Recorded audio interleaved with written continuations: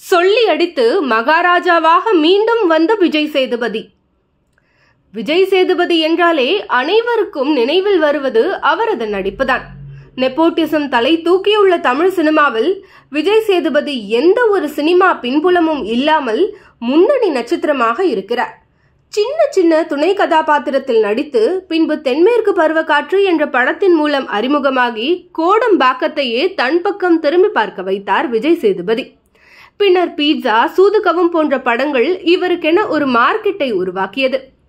நடுவில் கொஞ்சம் பக்கத்தை காணும் படத்தில் ஞாபக மறதியுடன் இருக்கும் இளைஞரின் வேடமேற்று அவர் நடித்த போது கமல், விக்ரம், சூர்யா, தனுஷ் போன்றவர்களுடன் இவரை ரசிகர்கள் ஒப்பிட்டு பேசினார்கள்.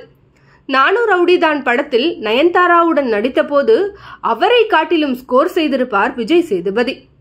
அதனை தொடர்ந்து வந்த படங்களில் விக்ரம் வேதா திரைப்படம் இந்திய திரையுலகையே பேச வைத்த படம் என்றால் அது மிகையாகாது.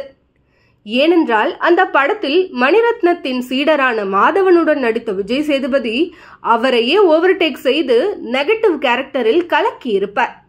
இந்த படம் ஹிந்தியிலும் ரீமேக் செய்யப்பட்டு வெற்றி கண்டது.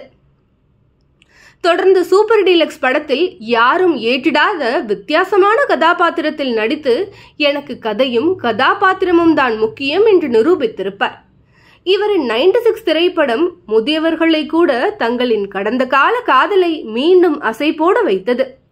இது போன்ற கமர்ஷியல் படங்களில் நடித்தாலும் ஹீரோ இமேஜ் பற்றி கவலைப்படாமல் அவ்வப்போது பண்ணையாரும் பத்மினியும், கடைசி விவசாயி, இறைவி, ஆண்டவன் கட்டளை, தர்மதுரை போன்ற கதையம்சம் உள்ள படங்களிலும் நடித்து அசத்தினார்.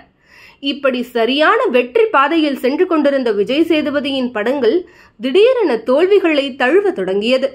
பின்னர் சுதாரித்துக் கொண்டு தனது ரூட்டை மாற்றி பேட்டையில் சூப்பர் ஸ்டாருடன் வில்லன் ரோலில் அசத்தியதுடன் மாஸ்டர், விக்ரம் போன்ற படங்களில் வில்லன் கதாபாத்திரத்தில் தனது முத்திரையை பதித்தார்.